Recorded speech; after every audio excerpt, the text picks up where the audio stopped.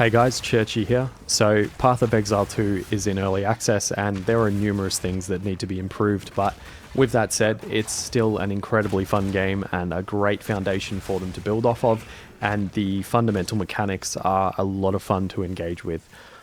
Path of Building released for Path of Exile 2 a little while ago, and I started having a bunch of fun mucking around with different build ideas. As they add more content and classes to the game and more fun, unique items to play around with, it's only going to get better. But even in this early access state of Path of Exile 2, I've been having a great time playing around with builds, and it's been a satisfying journey leveling up these characters and seeing the builds come together. In this video, I just want to run through some of that journey and talk about some of the builds I've played around with and the fun I've had with those characters. So the first character that I want to talk about was an Infernalist Tank. I noticed how many massive energy shield passive nodes there were on the northern part of the passive tree. I knew I had a Ghost Drive, which I'd found ages ago, and I wanted to make a tanky as hell character. I made a Witch, which eventually became an Infernalist, and started taking full advantage of how much I could scale energy shield and how OP Ghost Drive is. It was a great time. I also used the Everlasting Gaze amulet early to get even more energy shield. I'd also wanted to play with some fire skills just to try and fit with the Infernalist theme. So I did that for a while and I kind of experimented a little bit, but then I discovered the joys of Frost Wall and making that explode. I'd also found a great Cold Staff many hours earlier on another character, and I actually got some lucky upgrades to that with Exalted Orbs, made it even better. So then I basically made cold skills my focus, and then I was just having even more fun with the cold skills because of the staff. And yeah, then I basically had a bunch of fun with fireballs too. So I was like, I'll do a bit of Googling and see if there's a way for me to convert fire damage to cold damage. And sure enough, there was, which was the Blue Flame Braces. And I absolutely loved that because it let me use fireballs again while scaling the damage with my focus on cold skills and cold damage. Then once I hit about level 75, I traded for some gear to just set my build up even more. And I was doing okay, and I was having some fun, and I was very tanky for the most part. So that mission was basically accomplished for the build. But I wanted to scale my damage further, and then I sort of started noticing there was numerous ways I could scale my damage, but I also realized that these options would scale even better on a Sorceress Stormweaver, and I had one of those partially leveled already.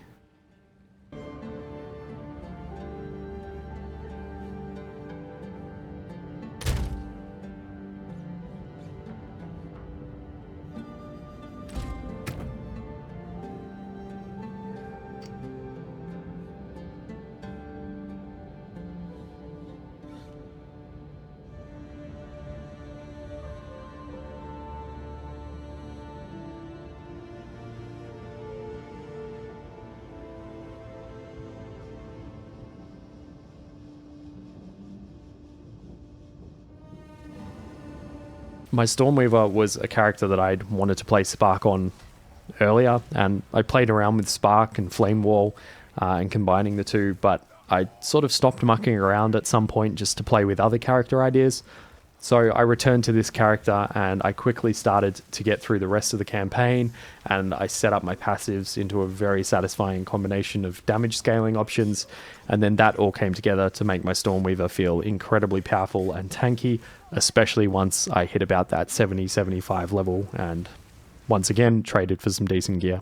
So let's talk about the Keystone passives and the passives and Ascendancy passives and everything I kind of set up to just scale my damage like crazy, and survivability as well at the same time.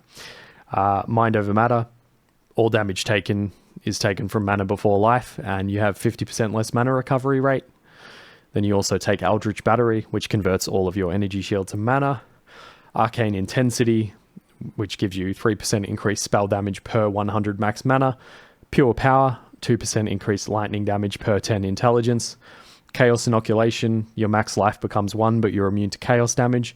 A note on this is that I only took this keystone once I got a big mana pool and lots of mana regen. Before that, I was just relying on life and everything because I didn't quite have enough mana to, or regen on my mana to kind of make that work yet. But eventually that was very powerful because I had plenty of mana, so I didn't need the life, and I was now immune to chaos damage. On my ascendancy tree, I took Constant Gale, which is just you have Arcane Surge, and Arcane Surge gives you more cast speed and mana regen. And then the next one down from that, once you get your next couple of points, is Force of Will, which gives you 1% increased effect of Arcane Surge on you per 15 max mana that you have. And then I also was using the Archmage Spirit buff, which is non-channeling spells gain X% of damage as extra lightning damage. Mine's at 6%, I think, because of the level, and that's per 100 max mana, that extra damage.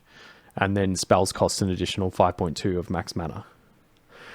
So basically, once I traded for some nice gear with big mana rolls and big energy shield rolls and some mana regen and stuff, and then I had a big mana pool and I had lots of mana regen, I was really tanky and scaling my damage pretty crazily. I was basically scaling my damage and my survivability at the same time, which was fantastic. And then I got the Strike Twice Ascendancy node, which let me shock enemies twice, and I set myself up to just increase shock magnitude, lower enemy lightning resistances with the Conductivity Curse, and the lightning exposure on Shock Gem. This is probably the most powerful character I've made so far, and it's pretty cheap investment-wise and just scales really crazily because you end up with huge mana and huge mana regen, and just then your mana regen is basically your life regen at that point as well. And also you're basically now scaling your damage and your survivability using the same affixes, as I said, which is mostly just mana and energy shield. And because your energy shield becomes more mana because of Eldritch Battery. And then you can also go for kind of a weird hybrid between energy shield and mana, because you can still get a decent amount of energy shield by just comboing like Ghost Rive and Everlasting Gaze, and because it's easy to access some big increases to energy shield in that part of the passive tree where you start in anyway as a sorceress. So you have options, and it's just really, really cool. And then at some point on that character, I also actually found a really, really nice fire staff, and I was going to make another character for that, but then I sort of just tagged it onto my Spark sorceress because she was already scaling a lot of spell damage and stuff. So it just easily let me add fireball fun shenanigans on my Spark Stormweaver, and it actually made me use the weapon specialization skills for the first time. So fireball wasn't as effective as my Spark, but it was a lot of fun setting it up with extra projectiles, and it was a very visually exciting skill. One last fun side note on this character is that it was actually on this Spark Stormweaver that I found my first perfect Jeweler's Orb, and it's the only one I've found so far. So I used that on their Spark, which now has like all the sockets unlocked. So that's just cool. The third character that I want to talk about is my Warbringer Pillar of the Caged God character.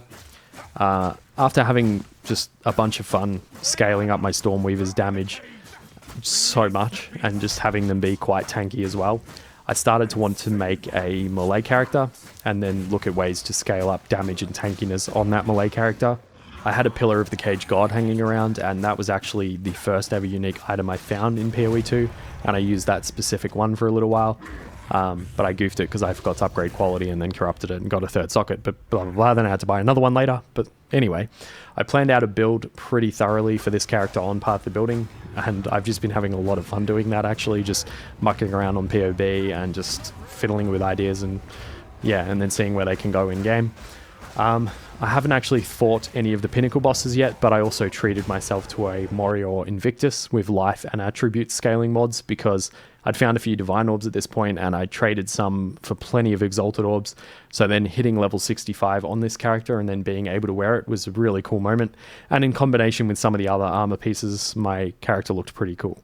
The crafting in PoE 2 is very random at the moment for the most part, and basically gambling. So I've just been having a lot of fun kitting out my characters with trade gear when they hit around level 75, and once again I did that with this character.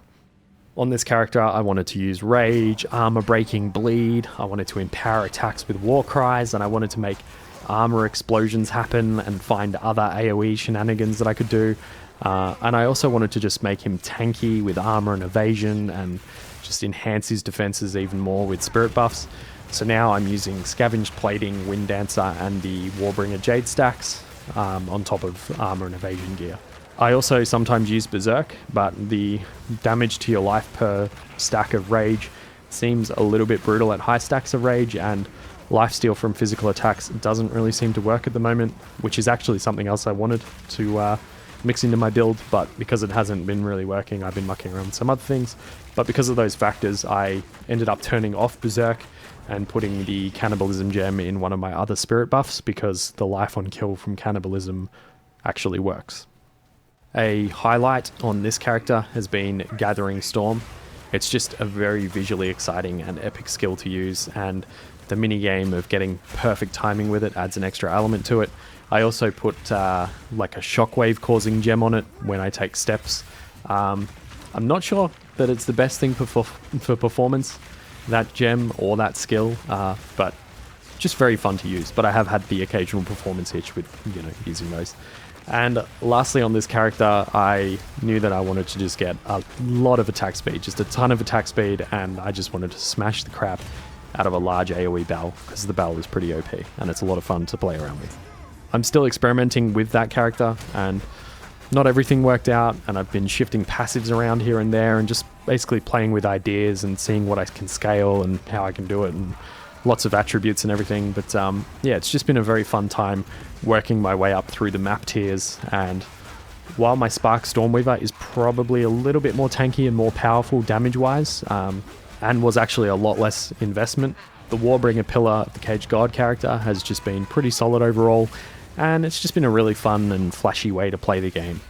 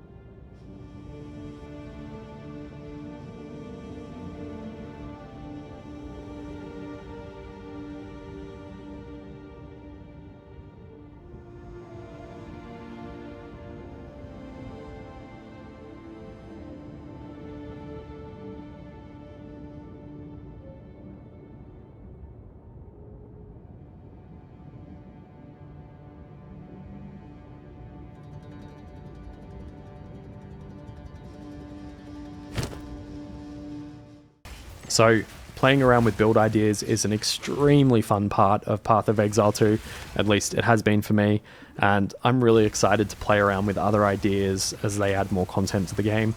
I'm pretty keen to see how the Druid plays and what builds I can put together with it, and more generally, I'm really excited to see the rest of the campaign, and pretty keen to see what improvements GGG will make to the endgame. And I'm just looking forward to learning more mechanics and sussing more things out and just playing around more. It's a lot of fun. Anyway, that's it for this one. Thanks for watching. Let me know what builds you've been playing around with or what you're excited for in PoE 2 down in the comments. Have a good day or night, whichever it may be, and I'll see you in the next video.